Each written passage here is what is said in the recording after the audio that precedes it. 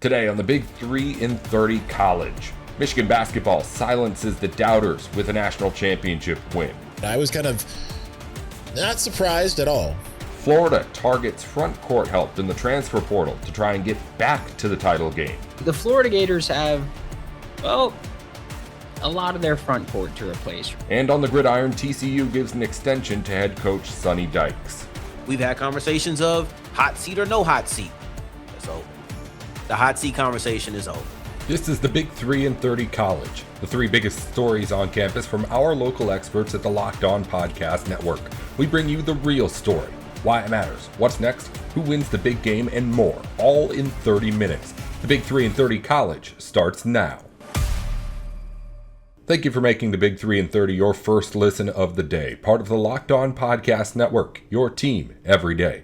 Today's episode is brought to you by FanDuel. Download the FanDuel app now by visiting FanDuel.com and win $300 in bonus bets if your first $5 bet wins. Michigan basketball finished the job and quieted plenty of doubters, winning the national championship and capping one of the biggest turnaround stories in college basketball. Isaiah Hull of Locked On Wolverines has his breakdown. I was kind of not surprised at all, actually, not even the least bit, considering what we talked about in segment 3 of the show that we posted at 1 a.m. Just seeing the rival narratives, they've really permeated a bit of just the ethos of college basketball in a lot of ways, to the point where there's people who have tended to come out against Michigan, national voices, Dan Wolken, Ari Wasserman. Wasserman's been less so since 2021, but who have come to the defense of the Wolverines, and where you just get a bunch of, a lot of it is just random accounts, but it's coming from somewhere, and that somewhere tends to emanate from a certain place about 60 miles from where I sit. So, and it's kind of a reflection of their head coach, honestly, with a lot of the things that he's said, these narratives that nobody likes Dusty. Yeah, everyone knows that he's a cheater and all this kind of stuff. And, no coaches like him, and it's obvious. And then yet you've got Dan Hurley saying the kindest of things, Tommy Lloyd saying the kindest of things about Dusty, right? There's no backhanded compliments there.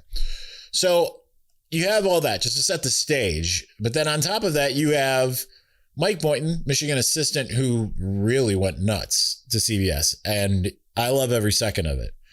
So let's read and react. I redacted the swear words for the sake of, that's what we do here.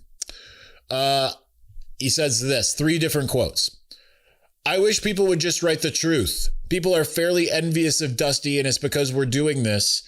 The truth of the matter is most of the people who are frustrated or angry or talking blank online are Michigan State fans, Ohio State fans, because Dusty came in, and instead of trying his hardest to keep away every player on an 8-24 team, he allowed the guys who wanted to leave. And so then what do? Who do you recruit to play at Michigan in April? 6 high school kids? No. So we went out and we tried to be competitive in the portal, and we were. That's quote 1. Quote 2.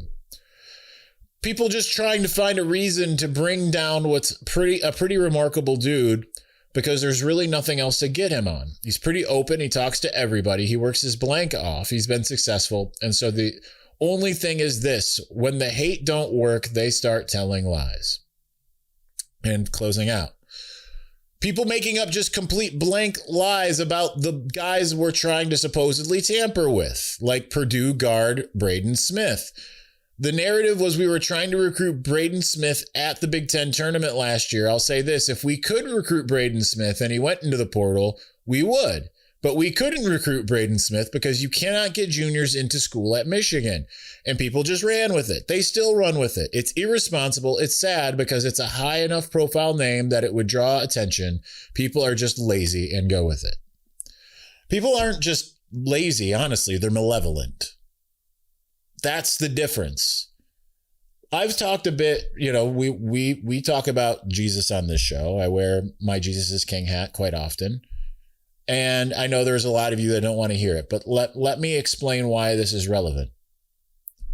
Because there is something out there called idolatry, where you worship something that isn't God, and that thing becomes your God. So for the people who are not just like silly trolls that treat this as life and death, and this goes for the football championship in 2023, you get a lot of people who their God is their team. So that's why it turns out to be this life and death thing, right? Like, where to the point where you get, I mean, you should see some of the messages I get from, I mean, in football, Ohio State fans, I'm not prominent enough of someone who covers basketball to get anything from MSU fans typically. But you can tell that it goes deeper than just we'll get you next time. Like I always talk about, like what I wish sports could be, just generally fun, because that's what it's supposed to be. So instead, what you get is this malevolence, because you just by nature of wearing maize and blue as a fan, the team being what it is, Michigan basketball in this case, it draws the ire of these people because you have upset their God just by virtue of existing. Thus, they can't let it stand, and they take a perfectly good guy, perfectly good coach in Dusty May, who is better at the things right now that make up college basketball. Because as much as if you like it or not, the transfer portal, NIL, those are the laws of the land. He's just a better evaluator and assembler of a team than anyone else. Michigan didn't have the most transfers. It did have the number 2 transfer portal class, but mostly with cast-offs that had potential, that had come nowhere close to reaching said potential.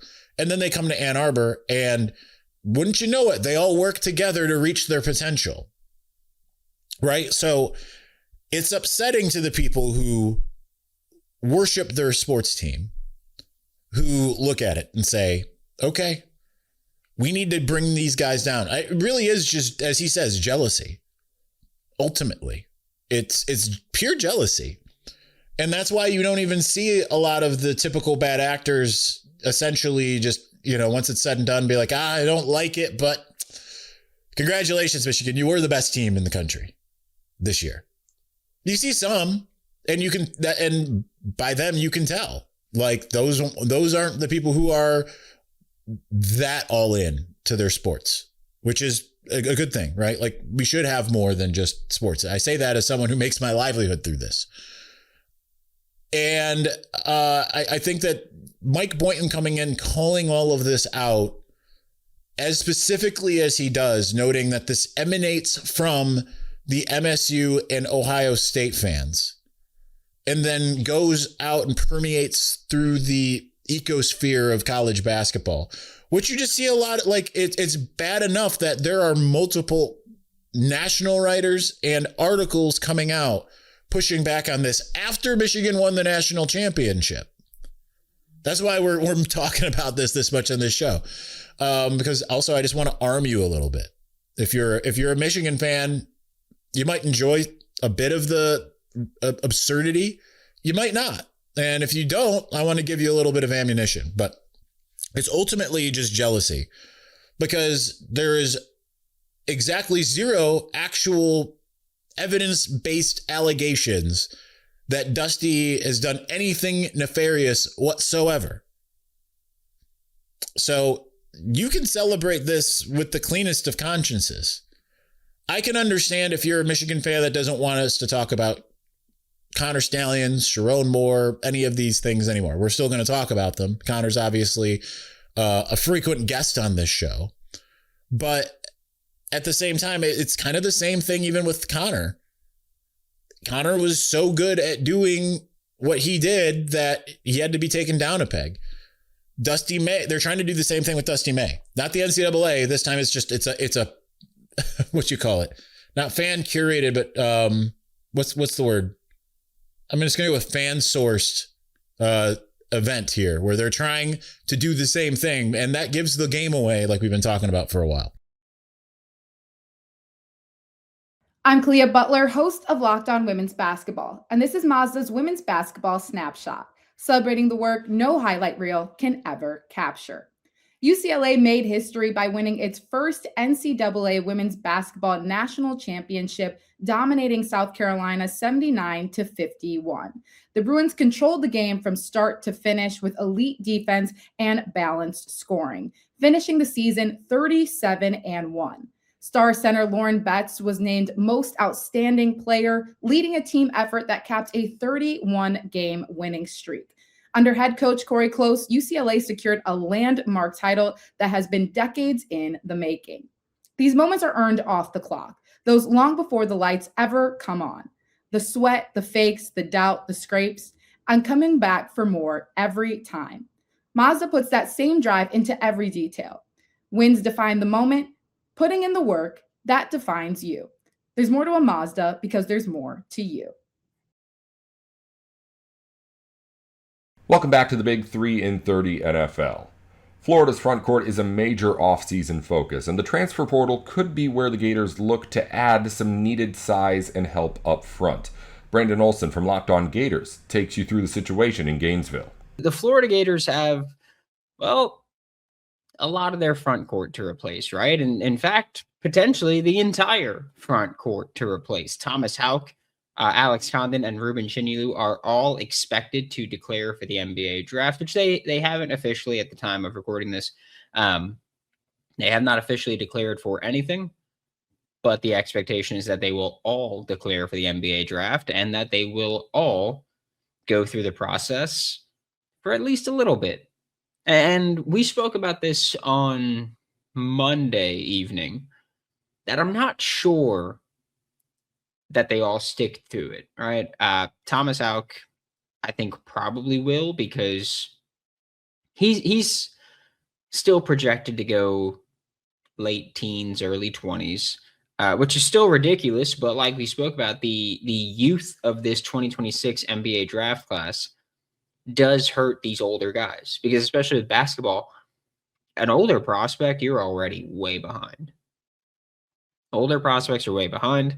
As much as you may be a more refined product, you're significantly older than the one and dones, the Darius Acuffs, right? Go ahead and name any of the other 11 lottery picks that are going to be coming off their freshman or sophomore years. You're already older than all of them. So Thomas Houck, who's a junior, Alex Condon, who's a junior, and Ruben Chinilu, who's a junior, should all go through this process and maybe come back. And there's ways you could argue for all of them to come back. There's ways you could argue for all of them to go. Thomas Houck, honestly, the thing that he needs to work on is his three-point shooting. Outside of that, he's a pretty damn clean player. Doesn't have a ton of turnovers. Gets to the free throw line a good bit. Converts at the free throw line a decent amount. 77% is nothing to scoff at. I think a lot of people will take that. Efficient scorer in the paint, more of a dunk layup. And his numbers, or from two, not just in the paint, not a midi guy, but his numbers take a dip from two just because he is trying to draw fouls. Like he tries to get to the line. He tries to attack in that way. Shot more free throws than anybody else on the Gators this year with 199. So that's just part of his game, is trying to get to the line. And so that brings his percentage down a little bit. But again, he's got a free throw rate of 49.9%. Pretty damn good.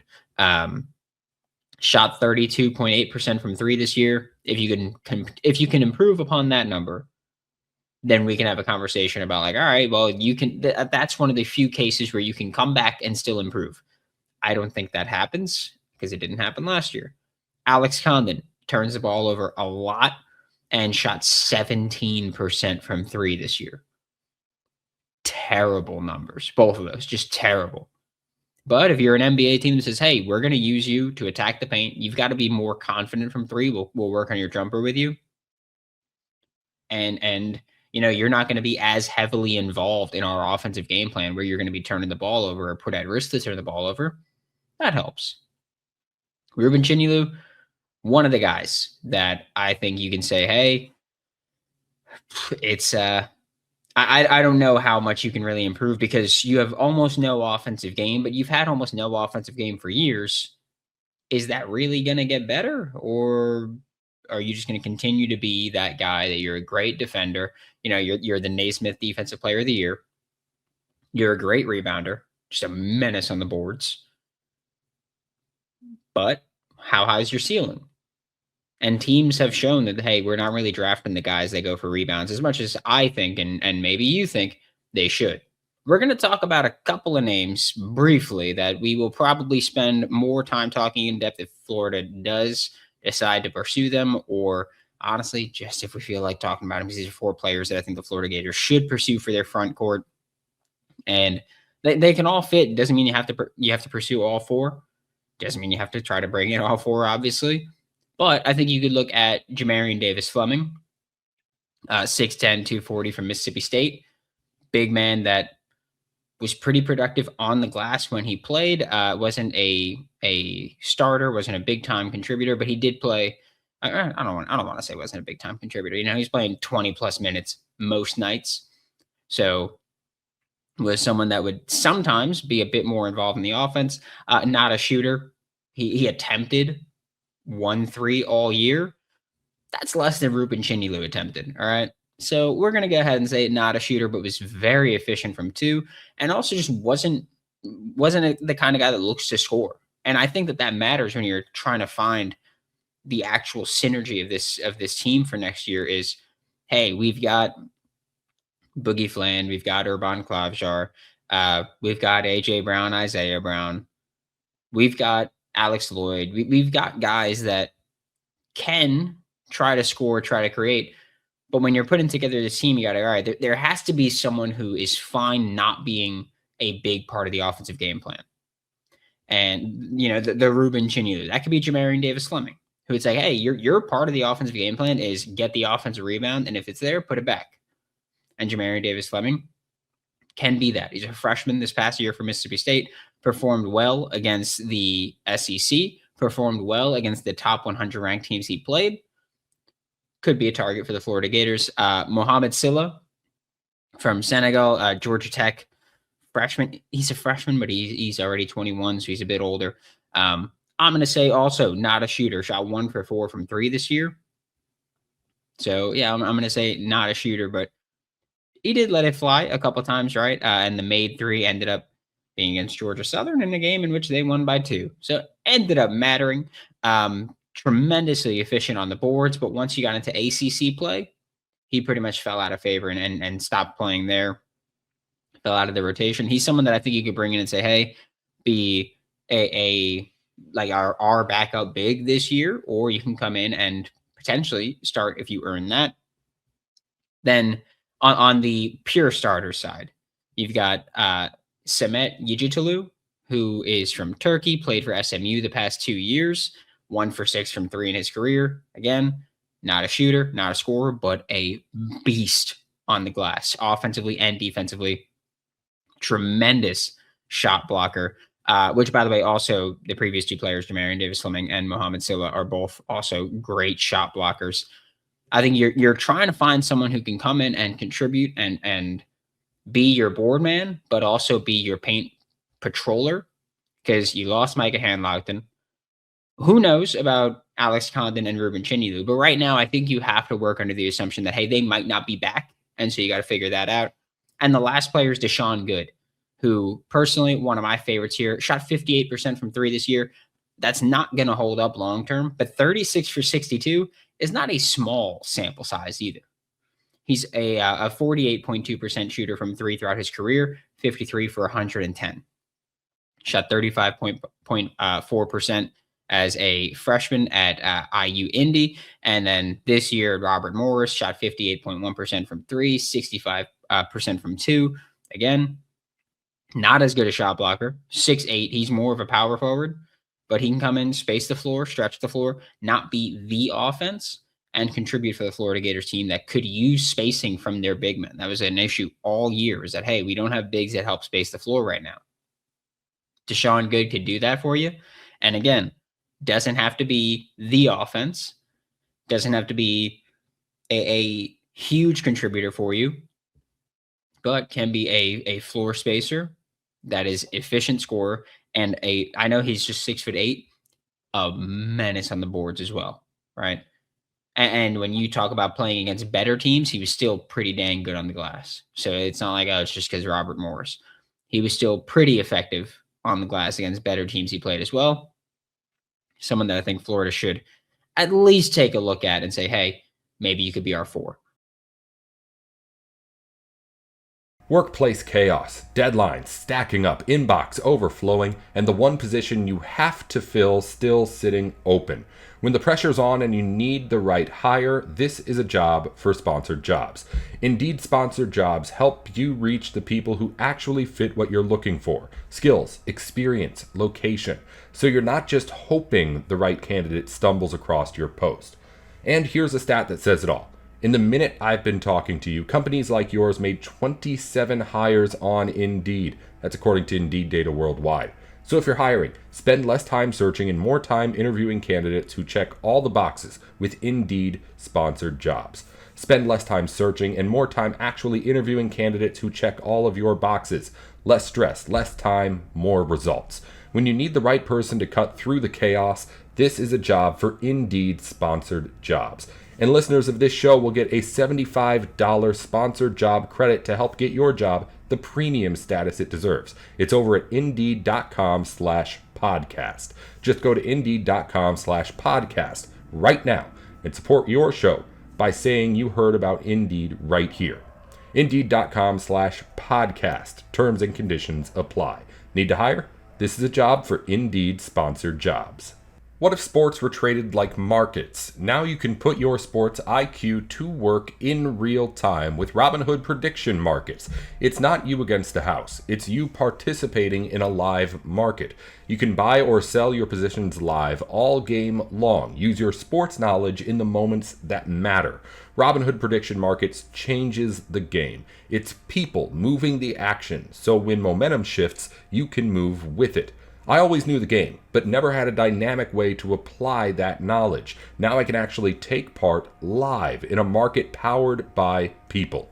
You're no longer just a spectator. Play by play, you decide. Trade every play with Robinhood, now available across the U.S. Download the Robinhood app now to begin.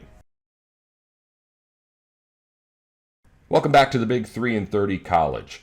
TCU made a long-term commitment to Sonny Dykes with a new extension, a sign the program believes it has the right coach in place moving forward. We'll head over to Darian Gray from Locked On Horned Frogs with more. I don't want to be a goalpost shifter. We've had a lot of conversation about pressure and things like that. I believe pressure comes in different formats. We've had conversations of hot seat or no hot seat. That's over. The hot seat conversation is over. The idea that Sonny Dykes can go from having multiple years on his contract, them giving him more years of security on top of that with a contract extension, and then all of a sudden he's on the hot seat less than 365 days later, to me is far-fetched. To me, it's just not realistic. So if you're one of those people who feel like Dykes didn't deserve his contract extension, if you're one of those people who thinks that Dykes should be on the hot seat, you can feel the former, but the latter, please wrap your head around it's not happening unless something dramatic, something absolutely drastic happens, something as a fan you're not going to want to see. If that happens, okay. But to me, Sonny Dykes needs to justify this. This is no longer a wait and see moment. This is go out there and be a contender in 2026. Go out there and have Jaden Craig be the quarterback that you think he is. Because part of being the coach, especially when you're offensive minded, is being able to pick the right quarterback. Of course, that falls on the offensive coordinator as well. But I think we all know, I'll say 7 to 8 times out of 10, the offensive minded head coach is going to draw a lot more criticism. I think that if Kendall Briles wasn't a Briles, we would have seen more criticism on the offensive minded head coach. But like I said, I leave room for 2 or 3 times out of 10 where the OC gets a lot of the blame. But most times the offensive-minded guy is the person who gets the responsibility. They're viewed as the mastermind, things of that nature. In 2026, a massive year looks like October rolls around when you're playing, or November rolls around, and you're playing Utah, Kansas State, Texas Tech, which is the last game of the year. When you're getting into that realm, you are now a contender. You look at 2025, for example, you can point to I always confuse it with mid-October, but it's mid-November. When you lose to Iowa State, that was it. When you lose to Iowa State on November 8th, that was it. That was the end of your Big 12 championship hopes. That was the end of being in the race. That was the end of going through the last 3 weeks and feeling like, oh, we could be a real contender in this thing. That's over with. That's going to BYU, Houston, Cincinnati. And you kind of felt BYU was going to happen the way that it happened. So maybe that's part of the reason it felt over. But you had 3 losses at that point. You end up with 4 on the season. That was it. All she wrote. That's also kind of been the story of the last couple of years. The reason that people are frustrated is not because TCU's final record is ugly. I think, and tell me if I'm wrong, right? Comment, DM me at South Exclusives, join the Everydayer Club, and we can talk about it at length. I don't believe that most TCU fans are upset at the fact that they have 9 wins in each of the last 2 seasons. I think most TCU fans are upset with the fact that the 9 wins have been garnered with a very ugly format. It's been garnered with late finishes. It's been garnered with inconsistency. If you can wipe that off, which I think Dykes is capable of doing. Here's the other thing. Let me make this clear before we continue any further. I'm not saying things that I don't think Dykes can do. I'm not saying things that I don't think Dykes can achieve with the Frogs. Can he achieve it immediately in I say year 1, but that's because I view this as a restart. That's why I wouldn't have given him this contract. I viewed it as a restart, but we'll get into that later. If he's able to achieve it in 2026 is the question. If he's able to do that, that's how you justify it. There's no more pressure to keep your job. So in the grand scheme of things, the only person putting pressure on Sonny Dykes is Dykes himself. I'm sure he wants to achieve greatness, right? The only person putting pressure on Sonny is Sonny himself, fans, and people like me with a microphone in front of them. And we can say all of these things that we want to, but the idea of real pressure is whether or not you're going to lose your job. The idea of real pressure is whether or not you're going to be coaching for your job. I get it. He doesn't have that anymore. He doesn't have that aspect. But what he does have is the pressure to live up to expectations. They looked at us and said, we believe in Sonny so much, we want to keep him around for 6 more years. I'm just throwing it out there because he had 3 more years on his contract. And I think they said it was a multi-year extension. So I feel like 2 to 3 years is probably fair. We want to keep Sonny around for the next half decade. We love it. And we know he can do better than what he's doing. Now he has to go out and prove it, simple and plain. These are 3 methods. These are 3 methods that could get it done. But nothing is bigger than being in the race. I don't care if finishing top 4, you're obviously in the race, right? Like if you finish, or excuse me, if you are in the hunt late, you are going to be top 4, period. You don't have to necessarily beat BYU to be in the race. You don't. But if you are in the race and you lose to BYU, I'm still good. I'm still comfortable. Some people will say, I need a championship ASAP. I don't feel that way. Some will say you need a championship game appearance ASAP. I don't feel that way. I think we have to start with the bottom tier of what it looks like. That's step 2 and 3. I need you to be in the race. See, BYU and Satake, I think he should be feeling some pressure to go get to a championship victory, maybe, right? Because you look at the trajectory of BYU in 2024, they were one of the better teams in the conference, but they didn't quite get to the championship game. In 2025, they were in the championship game. I'm sure there's pressure in 2026 to go win the championship. I think skipping all the steps up to that will be unfair to Dykes. I think that'll be unfair to Sonny Dykes because you first need to get in the race. You need to be 2024 BYU. That's what you need to be. If you're going to give me this contract, if you're going to show me exactly who you believe Dykes to be, Dykes has to show me who you believe him to be as well. That's the way I view it. And the way for Dykes to show me he is who you think he is to have TCU in the race. That means Jaden Craig needs to be a really good quarterback. That means Jeremy Payne in the run game needs to be activated. That means everybody needs to buy in to what it is that Gordon Samus is teaching immediately on the defensive side of the ball. You need to replace pretty much every one of your main contributors outside of Jamel Johnson, Oyewale, right? Like there's some guys, but as far as stars go, it's just Johnson. It's just Johnson. Gil Jackson has been looking really good, though. He's been looking really good at that boundary corner, right? I think Jacob Fields and Julius Sims are engulfed in a battle to play next to Jamel Johnson. You need all of these things, but you got to be hitting on all cylinders. You have to be hitting on all cylinders. That's all for today's Big 3 and 30 College. If you follow pro basketball or football, the Big 3 and 30 has shows for the biggest news in the NBA and NFL going up every weekday just like this one.